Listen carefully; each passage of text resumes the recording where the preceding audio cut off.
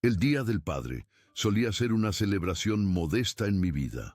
Desde que Teresa, mi esposa, falleció hace 5 años, mi hija Lucía y yo habíamos mantenido viva la tradición con un pequeño almuerzo o algún gesto significativo.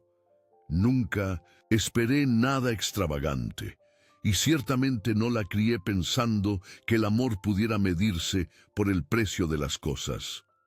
Pero este año fue diferente.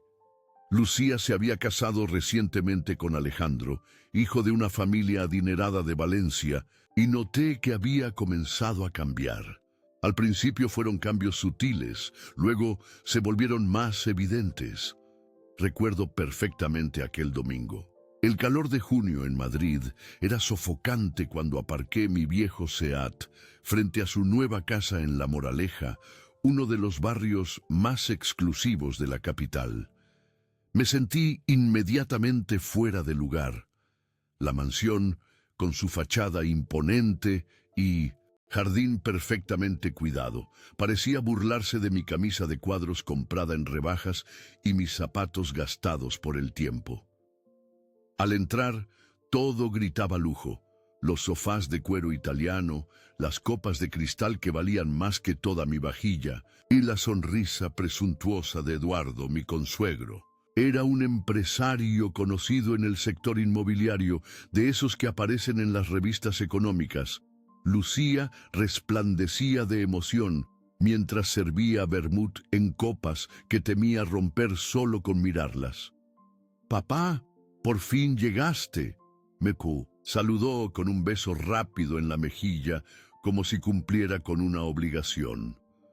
El almuerzo transcurrió entre conversaciones sobre inversiones, viajes a Marbella y referencias a personas que yo no conocía. Me mantuve callado, asintiendo ocasionalmente, sintiendo que mi mundo de profesor de instituto jubilado no tenía cabida en aquella mesa.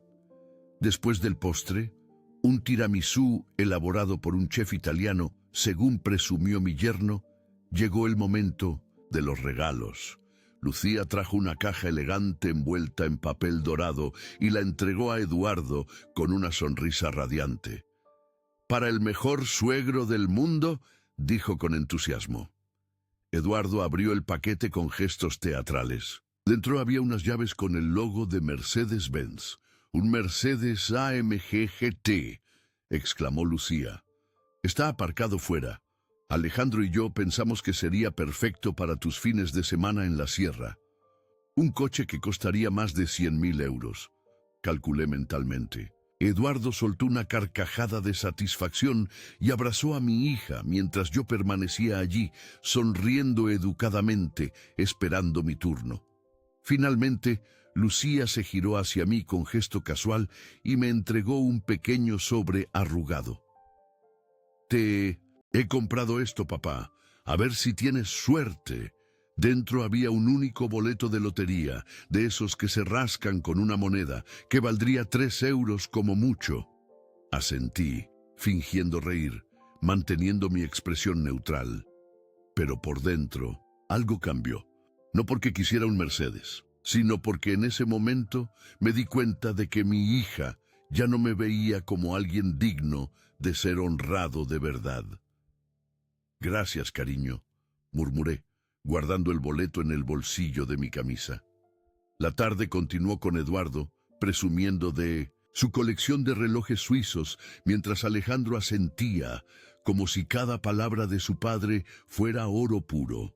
Lucía apenas me dirigía la mirada, demasiado ocupada, asegurándose de que las copas de su suegro y marido nunca estuvieran vacías. Cuando me despedí, nadie insistió en que me quedara un poco más. Mi hija me acompañó hasta la puerta a pasos apresurados. «Papá, ¿podrías no venir con este coche la próxima vez?», susurró. «Eduardo siempre hace comentarios después». Sus palabras me golpearon como una bofetada. El Seat había sido mi compañero fiel durante 15 años. Teresa y yo lo habíamos comprado con nuestros ahorros, y en él habíamos llevado a Lucía a sus clases de ballet, a sus excursiones, a sus primeras citas. Claro, cariño, respondí con una sonrisa forzada. Intentaré venir en taxi. El viaje de vuelta a mi pequeño piso en Carabanchel fue silencioso. Las calles de Madrid parecían más grises que nunca. Pensé en Teresa, en lo que diría si viera en qué se había convertido nuestra pequeña Lucía. Las personas cambian, Fernando, imagino que me diría, siempre comprensiva.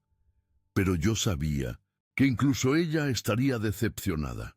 En casa coloqué el boleto sobre la mesa junto a los restos de un cocido madrileño que había preparado el día anterior. Ni siquiera tenía ganas de rascarlo, pero después de servirme un vaso de vino barato pensé, ¿por qué no? Al fin y al cabo, era mi único regalo del Día del Padre. Busqué una moneda en el bolsillo y rasqué el boleto con ese familiar sonido áspero. Un número, luego otro. Tuve que leerlo 2 veces, luego otra vez. Mis manos comenzaron a temblar. El boleto no era una broma, era real. Acababa de ganar 15 millones de euros en la lotería. Me quedé sentado durante casi 1 hora en silencio. Mi corazón latía con fuerza en mi pecho, pero no sonreía. Ni siquiera estaba feliz, solo abrumado. Los pensamientos se agolpaban, las facturas que podría pagar, la vida que finalmente podría vivir, las cosas que podría hacer que me había negado durante décadas. Pero rápidamente otro pensamiento comenzó a aparecer. Lo que esto significaba a la luz de lo que había sucedido esa tarde.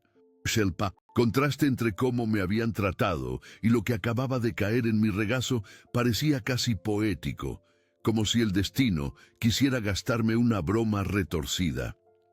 No le conté a nadie sobre mi premio, al menos no de inmediato. Preparé un café, salí a caminar por el parque de San Isidro, cercano a mi piso, y decidí que necesitaba tiempo. No para planear cómo gastar el dinero, sino para decidir qué tipo de padre quería ser de ahora en adelante. No iba a presumir ni a hacer alarde de mi riqueza, pero iba a enseñarle a Lucía algo que quizás nunca aprendería de nadie más. La mañana siguiente me presenté en la administración de loterías donde había comprado el boleto. La encargada, una mujer mayor llamada Dolores, que siempre me saludaba por mi nombre, casi se desmaya cuando verificó mi premio. Me explicó el proceso para cobrar una cantidad tan grande y me recomendó buscar asesoramiento financiero antes de hacer cualquier movimiento. Don Fernando, esto cambiará su vida, me dijo con los ojos brillantes. Eso espero, Dolores, respondí, pero no de la manera que todos piensan. Seguí su consejo y concerté una cita con un asesor financiero recomendado por un antiguo colega del instituto. Manuel Ortega resultó ser un hombre serio y discreto que me ayudó a entender mis opciones, sin juzgar mis intenciones. Le expliqué que quería mantener mi vida sencilla, al menos en apariencia, mientras gestionaba inteligentemente mi nueva fortuna. Es poco común, admitió Manuel. La mayoría de los ganadores quieren comprar casas, coches, hacer viajes. Yo quiero seguridad y libertad para ayudar a otros, respondí, y quizás enseñar una lección importante. Durante las siguientes semanas mantuve mi rutina como si nada hubiera cambiado. Seguía vistiendo mis viejos pantalones de pana, conduciendo mi SEAT y comprando en el mercado del barrio donde regateaba por unos céntimos. Saludaba a mis vecinos, tomaba café en el bar de Antonio y leía el periódico en el mismo banco de siempre. Pero en secreto estaba reuniéndome con abogados, asesores financieros y agentes inmobiliarios. Diversifiqué mis ganancias en inversiones inteligentes. Compré una propiedad a través de un fideicomiso en las afueras de Madrid e incluso doné anónimamente a algunas causas que me importaban. especialmente a un centro para mujeres maltratadas que Teresa había apoyado cuando vivía. No quería ser ostentoso, quería ser sabio. Lucía apenas llamaba. Cuando lo hacía, las conversaciones eran breves, casi obligatorias. Su mundo giraba alrededor de brunches de fin de semana en hoteles de 5 estrellas, escapadas de lujo a Ibiza y impresionar a sus suegros. No podía culparla del todo. Había sido arrastrada a un estilo de vida que nunca conoció antes.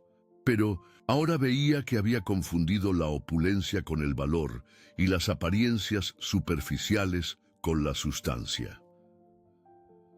Una tarde recibí una invitación para una gala benéfica organizada por la empresa de Eduardo. El precio por cubierto era astronómico, pero sabía que era una oportunidad para observar el mundo en el que mi hija ahora se movía. Compré un traje nuevo, discreto pero de buena calidad, y me presenté en el Hotel Palace sin avisar a Lucía.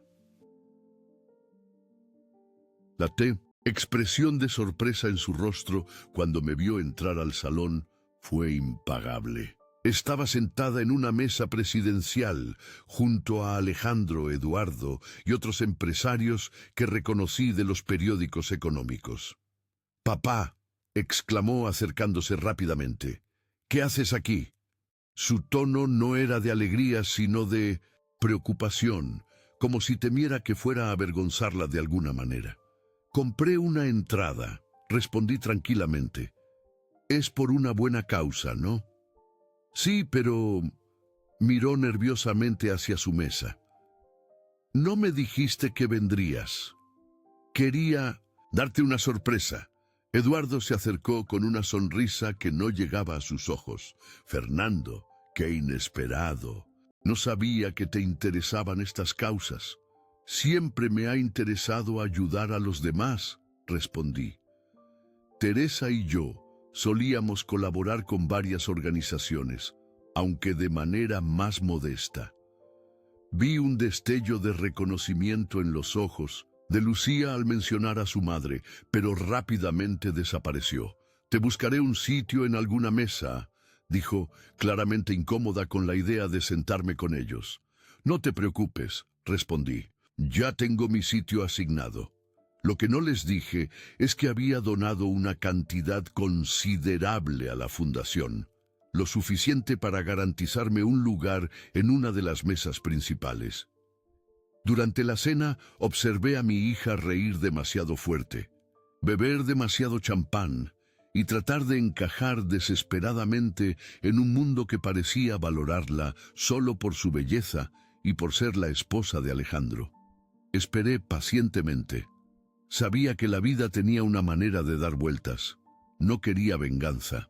Quería reflexión, y sabía que la oportunidad perfecta llegaría si me mantenía alerta e intencional. Cuando la gente te ve como alguien pequeño, nunca esperan que les sorprendas. Y yo estaba a punto de convertirme en la mayor sorpresa de su vida. Hasta principios de septiembre recibí una llamada de una trabajadora social. Había una familia en mi barrio, recién llegada de Venezuela, que necesitaba ayuda urgente. El padre había fallecido durante el viaje y la madre estaba sola con 3 niños pequeños. Sin pensarlo 2 veces, utilicé parte de mi fortuna para conseguirles un piso, alimentos y todo lo necesario para empezar una nueva vida. Les visité personalmente, llevándoles comida casera y libros para los niños. La gratitud en los ojos de aquella mujer, Gabriela, me recordó lo que realmente importaba en la vida. Le ofrecí trabajo en una pequeña librería que había comprado discretamente en el barrio de Malasaña, un negocio que siempre había soñado tener. Gabriela resultó ser una empleada excepcional, con un amor por los libros que igualaba al mío. También comencé a colaborar con la Asociación de Vecinos para mejorar las instalaciones del barrio. Financié la renovación del parque infantil. Organicé talleres de lectura para niños y establecí un fondo de becas para estudiantes con pocos recursos. todo bajo nombres ficticios o fundaciones que había creado. Mi rutina diaria apenas cambió. Seguía tomando el autobús, comprando en las tiendas del barrio y saludando a mis vecinos por su nombre. La única diferencia era la sensación de propósito que ahora llenaba mis días. Ya no me sentía invisible o descartable. Sabía que estaba haciendo una diferencia, aunque nadie conociera la magnitud de mis recursos. Mientras tanto, seguía los movimientos de Lucía a través de las redes sociales y las pocas llamadas que me hacía. Publicaba fotos en restaurantes exclusivos, viajes a Maldivas y fiestas con gente famosa, pero en nuestras breves conversaciones detectaba una creciente inquietud. La novedad de su vida lujosa empezaba a desvanecerse, dejando un vacío que ni los bolsos de diseño ni las joyas podían llenar. Una tarde, mientras organizaba una nueva sección en la librería, recibí una llamada de un número desconocido. Era Eduardo, mi consuegro. Su tono, habitualmente arrogante, sonaba preocupado. «Fernando, tenemos que hablar», dijo sin saludar. «Es sobre Alejandro y Lucía. Acordamos vernos en un café discreto del centro». Cuando llegué, Eduardo parecía haber envejecido 10 años. Me contó que su empresa estaba al borde de la quiebra. Había hecho inversiones arriesgadas, había deudas ocultas, y ahora los acreedores llamaban a su puerta. Alejandro no lo sabe todavía, confesó. Ni Lucía. Siempre los mantuve al margen de los detalles financieros. «¿Por qué me cuentas esto a mí?», pregunté, aunque ya intuía la respuesta. «Necesito un préstamo, Fernando. Sé que eres un hombre modesto, pero pensé que quizás tendrías algunos ahorros por tu hija». La ironía de la situación no me pasó desapercibida. El hombre que me había mirado con desdén, que había fomentado el distanciamiento entre mi hija y yo, ahora me pedía ayuda. Pero no sentí satisfacción, solo una profunda tristeza por lo que Lucía tendría que enfrentar pronto. «No puedo ayudarte, Eduardo», respondí finalmente. «No con un préstamo, al menos». Su rostro se ensombreció, la desesperación asomando por primera vez en sus ojos. «¿Ni siquiera por Lucía?», preguntó con un tono acusatorio. «Especialmente por Lucía», respondí con calma. «A veces las personas necesitan enfrentar la verdad para crecer». Me levanté, dejé dinero para pagar los cafés y me marché dejándolo solo con sus pensamientos.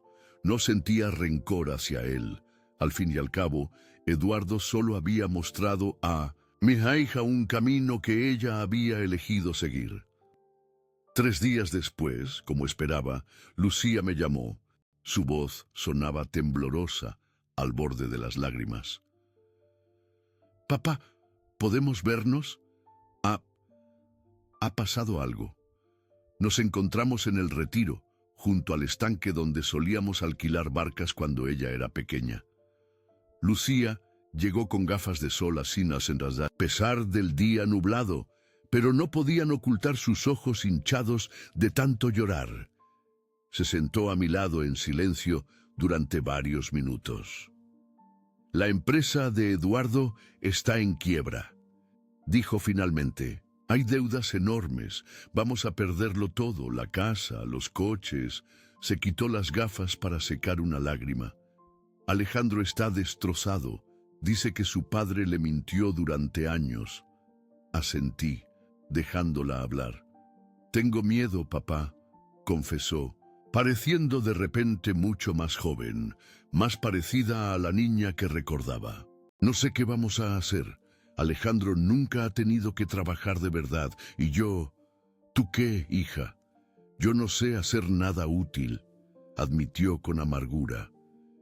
«Dejé la universidad cuando conocí a Alejandro. Pensé que no lo necesitaría». Le tomé la mano, sintiendo su fragilidad. «Siempre puedes volver a estudiar», le dije suavemente. «Nunca es tarde para empezar de nuevo». Lucía me miró con una mezcla de gratitud y vergüenza. Podríamos quedarnos en tu casa por un tiempo». Preguntó con dificultad. Solo hasta que encontremos algo. Te prometo que no molestaremos. Claro que sí, respondí sin dudar. Mi casa siempre será tu casa, Lucía. 2 días después, Lucía y Alejandro aparecieron en mi puerta con varias maletas. El contraste entre su ropa de marca y mi modesto apartamento en Carabanchel era casi cómico. Les mostré la habitación de invitados, pequeña pero limpia, que una vez había sido el cuarto de Lucía. Vi cómo mi hija miraba con nostalgia los pocos recuerdos que quedaban de su adolescencia. Un póster de un grupo de música descolorido, un peluche gastado que no había querido llevarse cuando se fue. Alejandro apenas miraba el apartamento. Parecía ausente, golpeado por una realidad para la que nunca se había preparado. Se disculpó y salió a la pequeña terraza a hacer llamadas. Lo escuché discutir con alguien, probablemente algún amigo al que pedía ayuda. Preparé la cena, un sencillo guiso de patatas con costillas, la receta favorita de Teresa. Cuando nos sentamos a la mesa, noté que Lucía observaba la comida con cierta vacilación antes de probarla. Alejandro comió en silencio, respondiendo con monosílabos a mis intentos de conversación. Los días siguientes establecimos una rutina, incómoda. Yo salía temprano, supuestamente a dar clases particulares, pero en realidad iba a la librería o a reuniones con mis asesores.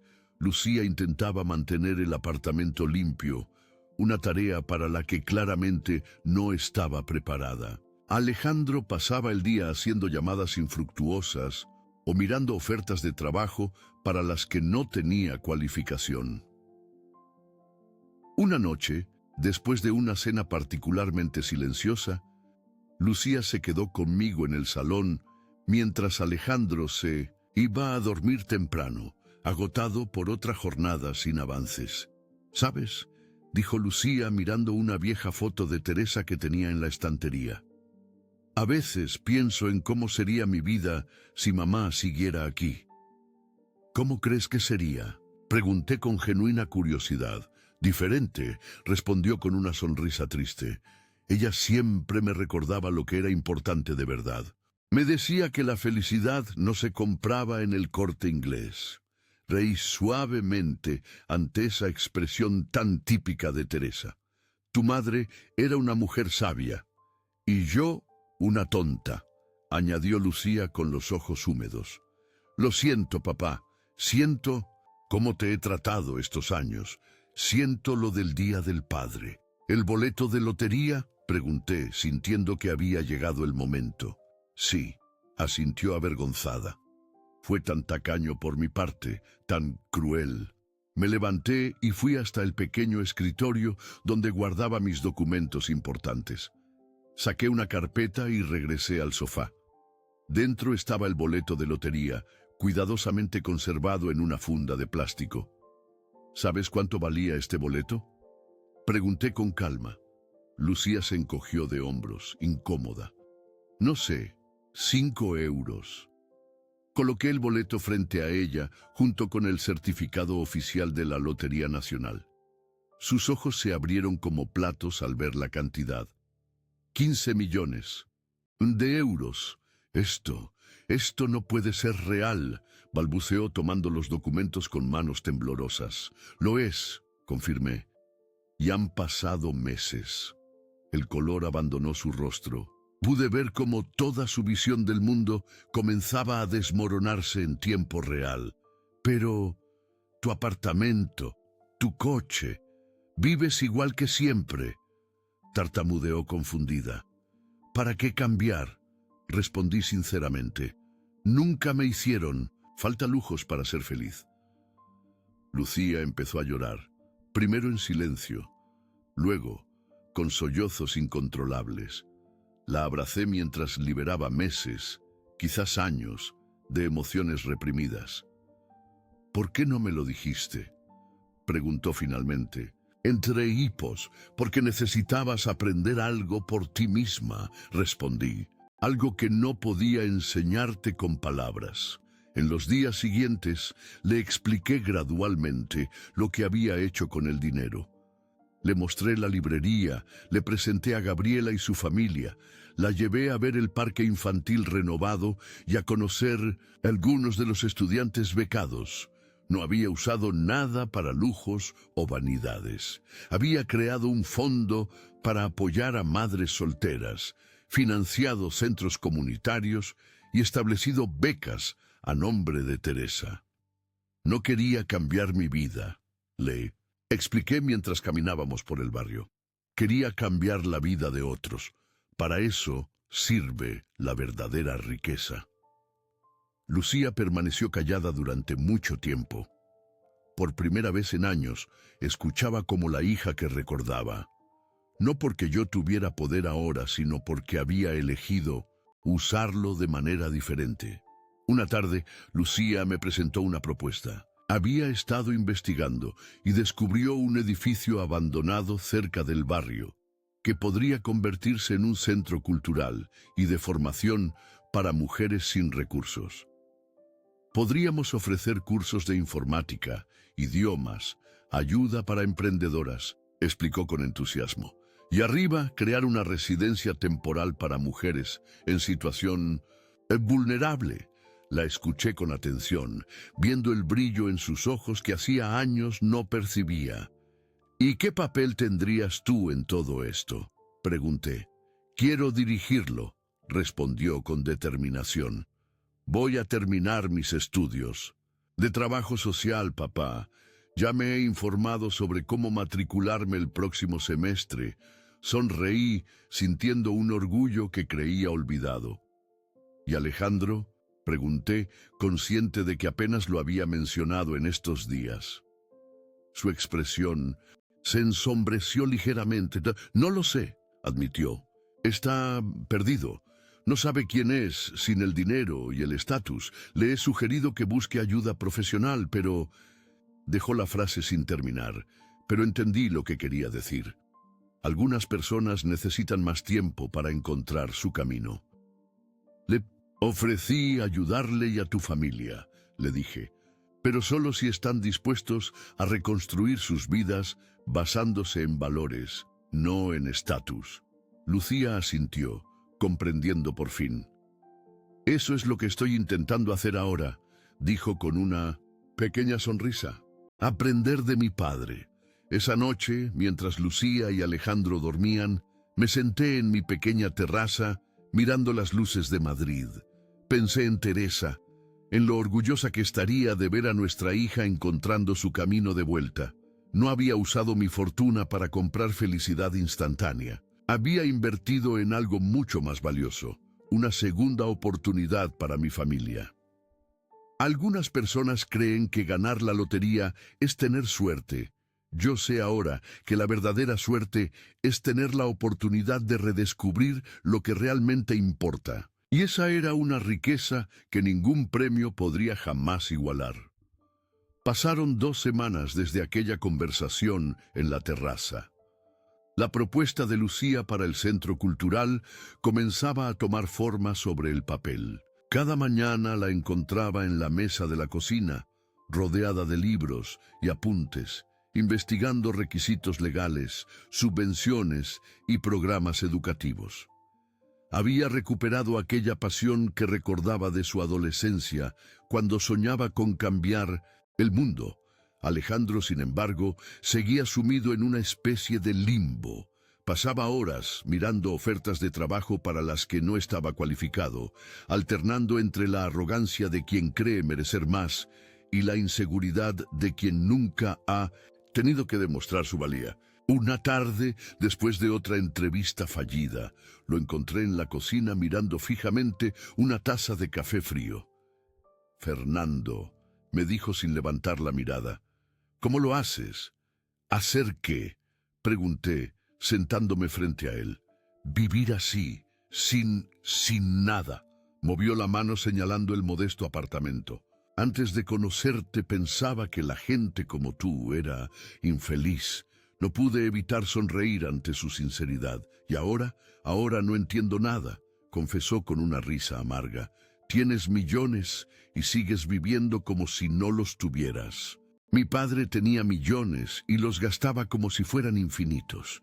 ¿Quién de los dos estaba equivocado? Quizás ambos, a nuestra manera, respondí. El dinero es solo una herramienta, Alejandro, como un martillo. Puedes usarlo para construir o para destruir, fue la conversación más honesta que habíamos tenido. Esa noche, mientras cenábamos los tres, Alejandro anunció que había tomado una decisión. Voy a volver a la universidad, dijo con determinación. Siempre quise estudiar arquitectura, pero mi padre insistió en que me uniera a la empresa. Lucía lo miró con sorpresa y admiración. Pero, ¿cómo lo pagaremos?, preguntó preocupada. Trabajaré por las tardes, respondió con una seguridad que no le había visto antes. He hablado con un amigo que tiene un estudio de diseño. No es gran cosa, pero es un comienzo.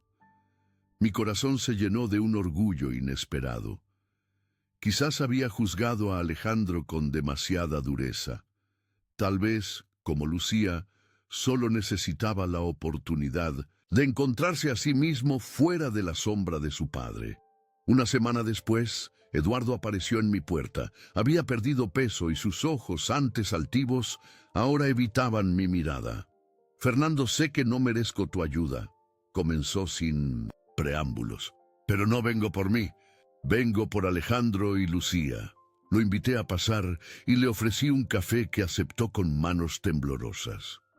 Me han diagnosticado principios de demencia, confesó finalmente. Los médicos dicen que avanzará rápido. No tengo seguro médico. Privado ya, y las listas de espera para especialistas. Se quedó en silencio, la frase flotando inacabada entre nosotros. Lo miré detenidamente, buscando signos de manipulación, pero solo vi a un hombre asustado y derrotado. ¿Qué hay? ¿De tu esposa?, pregunté. Marisol me abandonó hace un mes, respondió con amargura. Dijo que no se había casado para esto. Se llevó las pocas joyas que quedaban. En ese momento entendí por qué Alejandro nunca hablaba de su madre. La familia, perfecta que tanto había envidiado, tenía grietas más profundas que las mías. Cuando Lucía y Alejandro regresaron esa tarde, les conté sobre la visita de Eduardo. La reacción de Alejandro me sorprendió. En lugar de la ira o el resentimiento que esperaba, vi preocupación genuina. «Tengo que verlo», dijo inmediatamente. «¿Dónde está viviendo?» «En un piso alquilado en Vallecas», respondí. «Es todo lo que pudo permitirse». Vallecas, un barrio obrero al otro, extremo de Madrid de la Moraleja. La caída había sido estrepitosa. Esa noche, después de que Alejandro saliera a ver a su padre, Lucía se sentó conmigo en el sofá, como hacíamos cuando era niña, y leíamos cuentos antes de dormir. «Papá, ¿vas a ayudar a Eduardo?», preguntó directamente.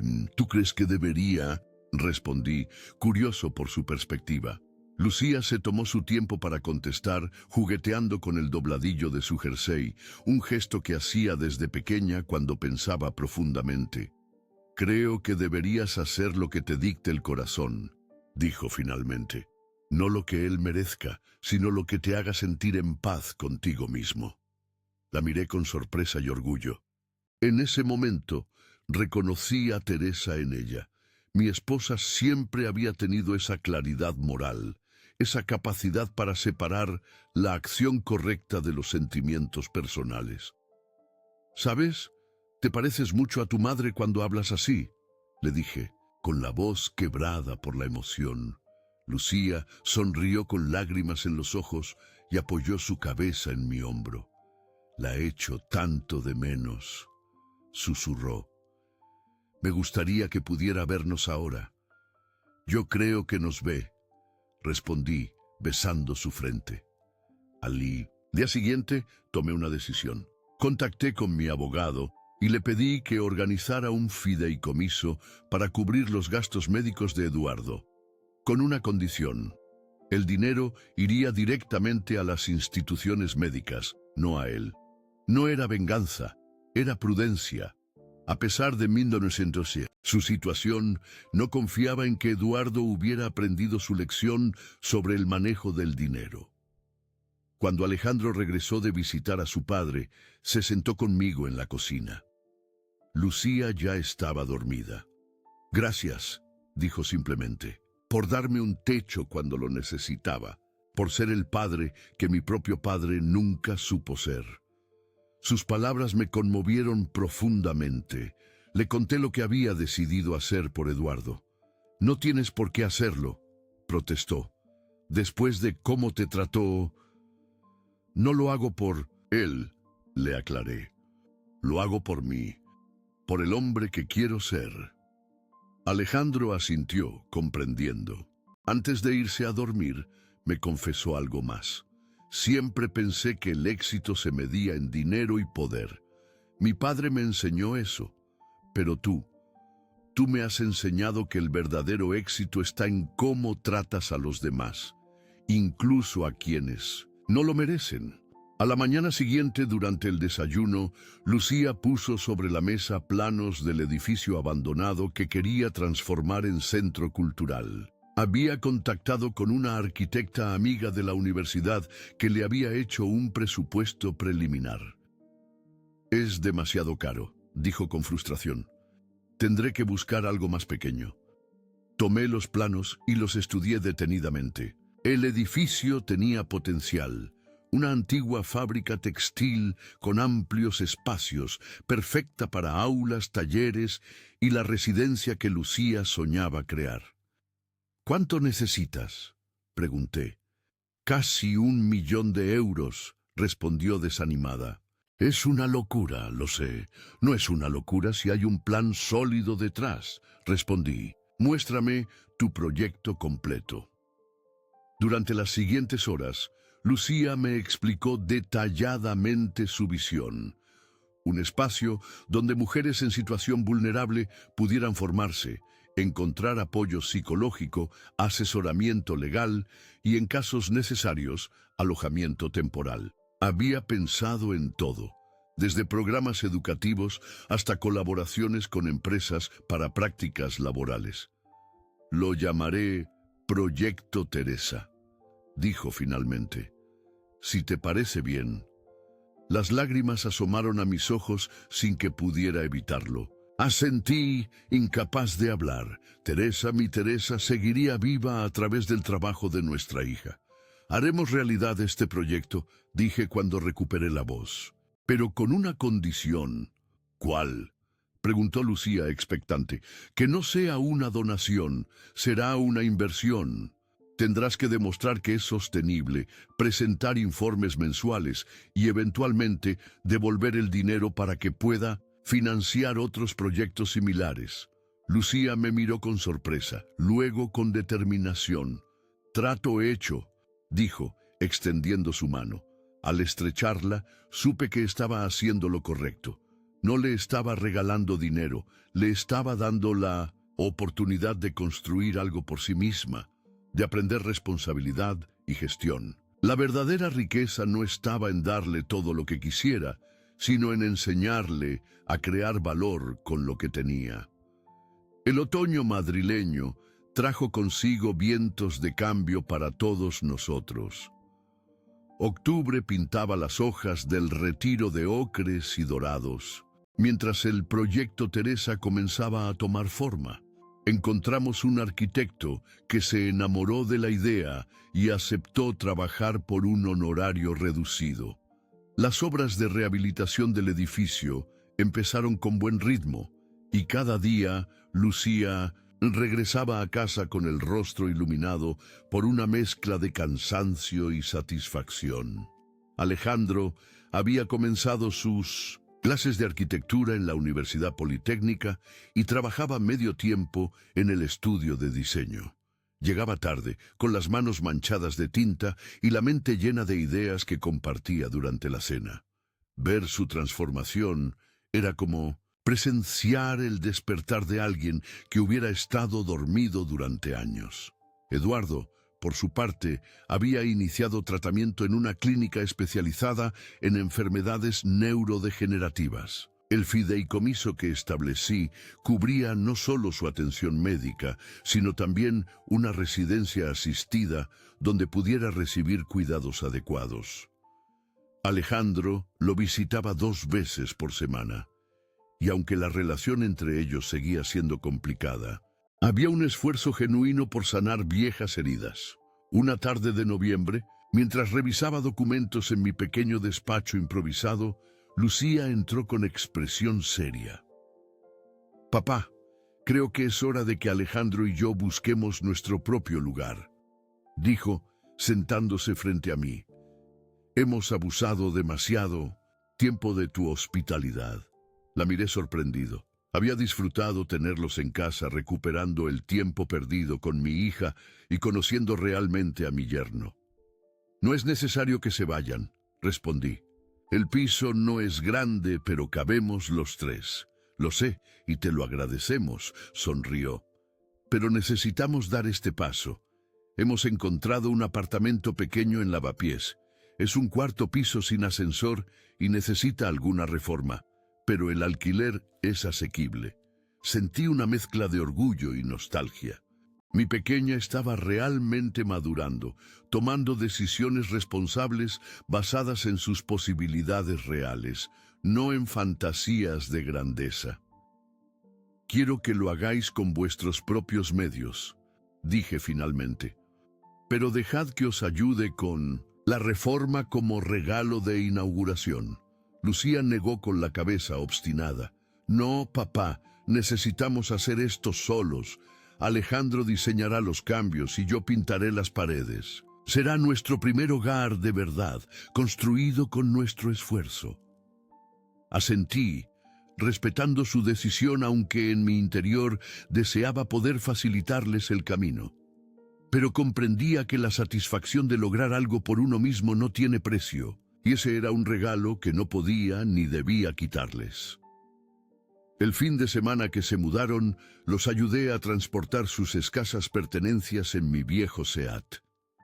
Subir muebles por 4 pisos sin ascensor fue un desafío para mi espalda de 60 años, pero me negué a quejarme. Ver la ilusión con la que Lucía colocaba cada cosa en su sitio, cómo Alejandro medía espacios y dibujaba posibilidades en su cuaderno, me recordó a Teresa y a mí cuando nos instalamos en nuestro primer hogar. El apartamento era realmente pequeño. Un salón comedor minúsculo, una cocina donde apenas cabían 2 personas, un dormitorio y un baño. Las paredes necesitaban pintura, el suelo crujía en algunas zonas y las ventanas no aislaban bien del frío que comenzaba a sentirse. Pero tenía luz natural y vistas a una plaza bulliciosa llena de bares y pequeños comercios. «Es perfecto», declaró Lucía abrazando a Alejandro mientras contemplaban su nuevo hogar. Y lo era, no por sus características físicas, sino por lo que representaba: independencia, responsabilidad, un nuevo comienzo basado en la realidad, no en apariencias. Esa noche, al regresar a mi piso vacío, sentí el silencio como una presencia física. Me serví una copa de vino y salí a la pequeña terraza. Las luces de Madrid parpadeaban bajo un cielo despejado. Pensé en Teresa, en cómo se sentiría orgullosa de ver a nuestra hija encontrando su camino.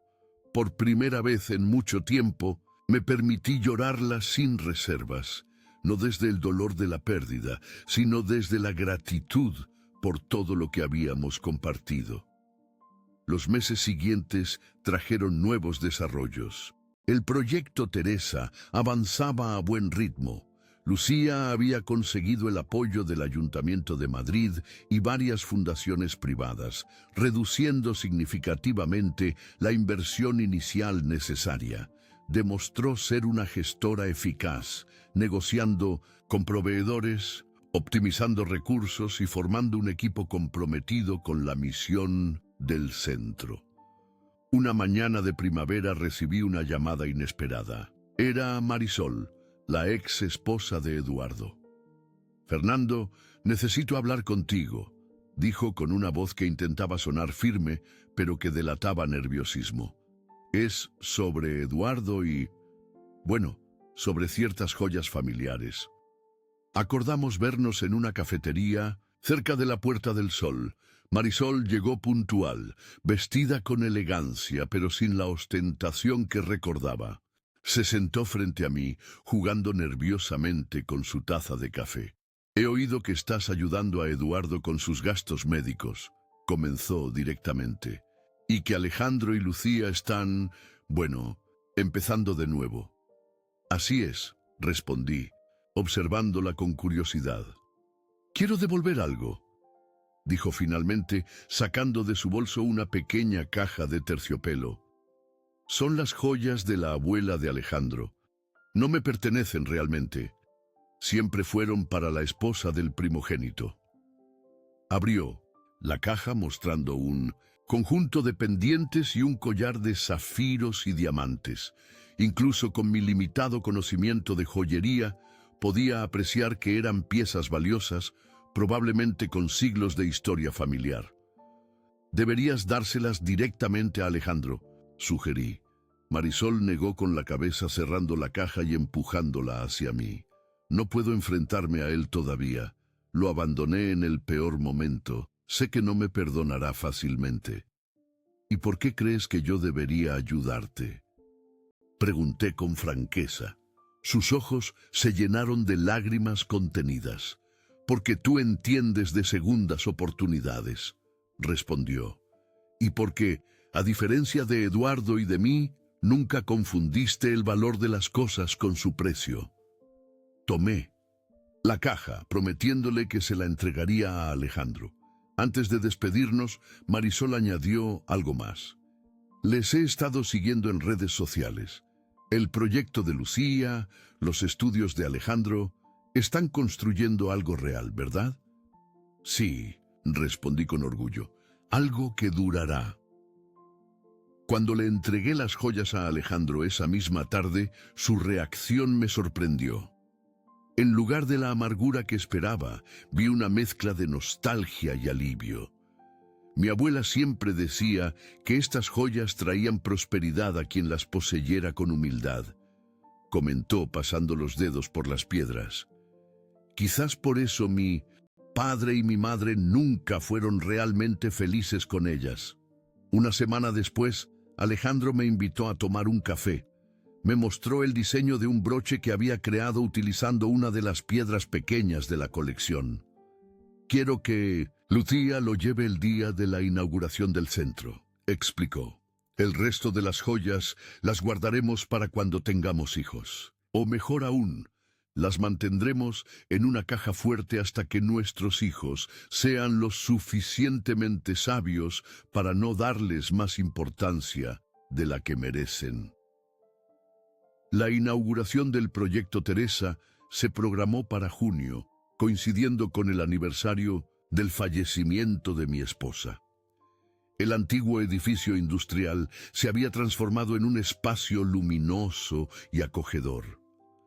La planta baja albergaba aulas, talleres y una cafetería que serviría como negocio social.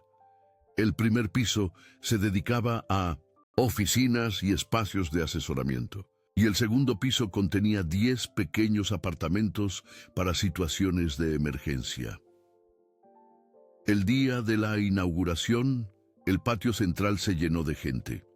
Autoridades locales, representantes de fundaciones, vecinos del barrio y, lo más importante, las primeras mujeres que recibirían formación en el centro. Lucía, vestida con sencillez pero radiante, llevaba el broche que Alejandro había diseñado, un pequeño zafiro engarzado en plata, formando el perfil de un libro abierto. Cuando llegó el momento de los discursos, Lucía me sorprendió llamándome al podio. Este proyecto no existiría sin un hombre que me enseñó el valor del trabajo honesto, la generosidad discreta y la verdadera riqueza, dijo con voz emocionada. Mi padre, Fernando Martínez, quien hoy nos honra cortando la cinta inaugural. Subí al escenario entre aplausos, sintiendo una mezcla de vergüenza y orgullo. Lucía me entregó unas tijeras y juntos cortamos la cinta que oficialmente abría el Centro Comunitario Teresa Martínez. «Mamá estaría tan orgullosa de ti», me susurró al oído mientras nos abrazábamos. «De nosotros», corregí, «de lo que hemos construido juntos». Esa noche, mientras observaba a Lucía y Alejandro conversando animadamente con los invitados, explicando los programas y mostrando las instalaciones, comprendí que mi mayor riqueza nunca había sido el dinero. ¡Del premio!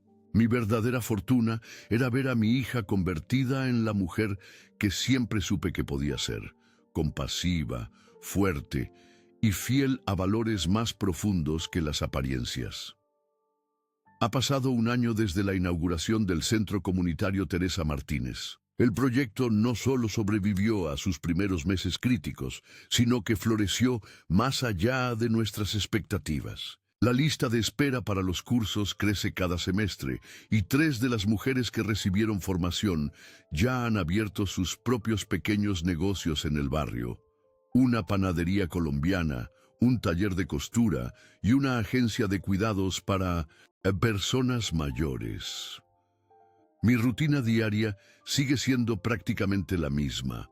Continúo viviendo en mi modesto apartamento de Carabanchel, caminando hasta el parque cada mañana con mi periódico bajo el brazo, saludando a los mismos vecinos. La única diferencia notable es que ahora, 3 días a la semana, me acerco al centro para impartir clases de literatura y matemáticas básicas. Encontré en la enseñanza un propósito renovado, y en los ojos de aquellas mujeres que luchan por construirse un futuro, veo la misma determinación que Teresa mostraba ante los obstáculos. Lucía y Alejandro prosperan a su manera. El apartamento, en Lavapiés, sigue siendo su hogar, aunque ahora luce completamente renovado gracias al talento de Alejandro para el diseño. Han rechazado sistemáticamente mis ofrecimientos de ayuda económica para mudarse a un lugar más amplio. «Este piso tiene alma, papá», me explicó Lucía una vez, «y nos recuerda de dónde venimos y lo que hemos conseguido con nuestro esfuerzo».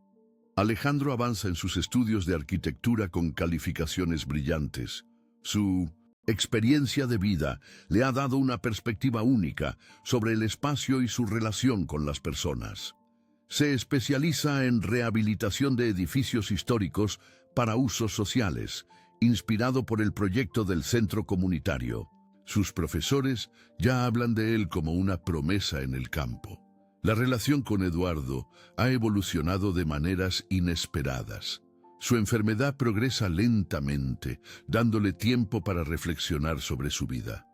En una de mis visitas a la residencia, donde vive, me sorprendió con una confesión. «Nunca tuve nada real, Fernando», me dijo con una claridad inusual. «Construí una vida de apariencias tan frágil que bastó un mal negocio para que todo se derrumbara. Tú, en cambio, construiste algo que ni siquiera la muerte de Teresa pudo destruir». No respondí, pero internamente agradecí sus palabras. No había buscado su reconocimiento, pero encontré en él una extraña forma de cierre para aquella primera comida del Día del Padre, donde me sentí tan insignificante. Marisol también ha regresado a nuestras vidas, aunque de forma tangencial. Después de meses de intercambiar correos electrónicos con Alejandro, finalmente encontró el valor para visitarlo. La reconciliación no fue inmediata ni fácil, pero hay un camino abierto hacia el perdón. Ahora vive en Valencia, donde trabaja como profesora de francés en un instituto, una profesión que abandonó cuando se casó con Eduardo. Como ella misma dice, ha vuelto a sus raíces. Esta mañana recibí una noticia que aún me tiene conmovido. Lucía y Alejandro vinieron a desayunar, como hacen cada domingo. Mientras preparaba café en la cocina, noté que intercambiaban miradas cómplices. Finalmente, Lucía tomó aire y soltó la noticia. Papá, estamos embarazados. Serás abuelo en febrero. El tiempo pareció detenerse. La taza que sostenía quedó suspendida en el aire mientras procesaba sus palabras. Un nieto, la continuación de nuestra familia, de nuestra historia. La cafetera italiana comenzó a silbar, devolviéndome a la realidad. Si es niña, continuó Lucía con los ojos brillantes, la llamaremos Teresa. Las lágrimas acudieron a mis ojos sin poder evitarlo. Alejandro se acercó y me puso una mano en el hombro, un gesto simple pero lleno de afecto. Nos abrazamos los tres, unidos por esta nueva vida que venía en camino, por este futuro que se abría ante nosotros. Después del desayuno, mientras Lucía y Alejandro revisaban viejos álbumes de fotos buscando imágenes de cuando ella era bebé, me escabullí a mi habitación. Abrí el cajón de mi mesita de noche y saqué el boleto de lotería enmarcado, aquel regalo casual que cambió nuestras vidas de formas que ninguno podría haber imaginado. Lo observé durante unos minutos, pensando en las vueltas que da la vida. Aquel boleto había sido entregado como una obligación menor, un regalo sin pensamiento ni cariño real. Y sin embargo, se había convertido en el catalizador de transformaciones profundas. No por el dinero en sí, sino por las decisiones que tomamos a partir de él. Regresé al salón donde Lucía reía mostrándole a Alejandro una foto de ella a los 3 años, con la cara manchada de chocolate. «Tengo algo para vosotros», dije, entregándoles un sobre. Lo abrieron con curiosidad. Dentro había documentos legales estableciendo un fideicomiso educativo para su futuro hijo, con fondos suficientes para garantizar una educación completa, desde la guardería hasta la universidad. «Papá, no era necesario», comenzó Lucía. «Lo sé», la interrumpí. «Pero quiero que mi nieto o nieta tenga la libertad de elegir su camino sin preocupaciones económicas. El resto dependerá de vosotros. Enseñarle valores, mostrarle que la felicidad no está en lo que se posee, sino en lo que se es». Alejandro asintió, comprendiendo la intención detrás del regalo. «Hablaremos de ti todos los días», prometió, de cómo un simple profesor de instituto tenía más sabiduría que todos los millonarios de La Moraleja juntos. Reí, algo avergonzado por sus palabras. No me consideraba sabio, solo un hombre que había aprendido algunas lecciones importantes a lo largo de una vida ordinaria, y que había tenido la oportunidad extraordinaria de aplicarlas cuando el destino puso una fortuna en sus manos. Aquella tarde, después de que se marcharan, decidí dar un paseo por el barrio. El verano madrileño castigaba con su calor implacable, pero yo caminaba ligero, con una energía renovada. Me detuve frente a la librería que había comprado, observando a través del escaparate a Gabriela, la mujer venezolana, atendiendo a los clientes con su sonrisa cálida. Sus hijos, ahora adaptados perfectamente a la vida en España, ayudaban colocando libros en las estanterías durante sus vacaciones escolares. Seguí mi camino hasta el parque que había ayudado a renovar. Los columpios y toboganes rebosaban de niños que jugaban bajo la atenta mirada de sus padres. Una zona que antes estaba abandonada, ahora era un punto de encuentro para la comunidad, un espacio donde se tejían relaciones, donde crecían risas y complicidades. Pensé en mi futuro nieto o nieta jugando en esos mismos columpios, creciendo en un entorno donde el valor de las cosas no se midiera por su precio, sino por la alegría o el bien que aportaran. Me vi a mí mismo, ya anciano, sentado en un banco contándole historias sobre su abuela Teresa, sobre cómo nos conocimos en la facultad, sobre nuestros sueños compartidos. Al llegar a casa, encontré una carta de una de las mujeres que habían pasado por el centro comunitario. Era Ana, una madre soltera que había huido de la violencia de género en un pueblo de Extremadura. Me escribía para contarme que había conseguido un trabajo estable como administrativa en una clínica, que su hijo se había adaptado bien al colegio y que por primera vez en años sentía que tenía control sobre su vida. Adjuntaba una fotografía de ambos sonriendo frente a la puerta de un pequeño piso que acababan de alquilar. Gracias por creer en mí cuando yo había dejado de hacerlo, terminaba su carta. El Centro Teresa no solo me dio formación, me devolvió la dignidad. Guardé la carta junto con otras similares que había recibido durante este año. Estas historias, estos pequeños triunfos personales, eran para mí la verdadera rentabilidad de mi inversión. Ningún interés bancario, ninguna plusvalía inmobiliaria podría jamás compararse con la satisfacción de ver vidas transformadas. Me serví una copa de vino y salí a la terraza. El cielo de Madrid se teñía de naranja y púrpura mientras el sol se ponía. Brindé en silencio por Teresa, por Lucía, por el nieto que vendría, por todas las mujeres del centro comunitario, incluso por Eduardo y su doloroso proceso de reconocimiento. Mañana cumpliría 67 años, una edad en la que muchos hombres hacen balance de sus logros y fracasos, de sus saberes y sus deudas con la vida. Yo me sentía en paz, no porque hubiera hecho todo bien, había cometido errores como cualquiera, sino porque había intentado hacer lo correcto cuando la vida me puso a prueba. Mi móvil vibró con un mensaje de Lucía.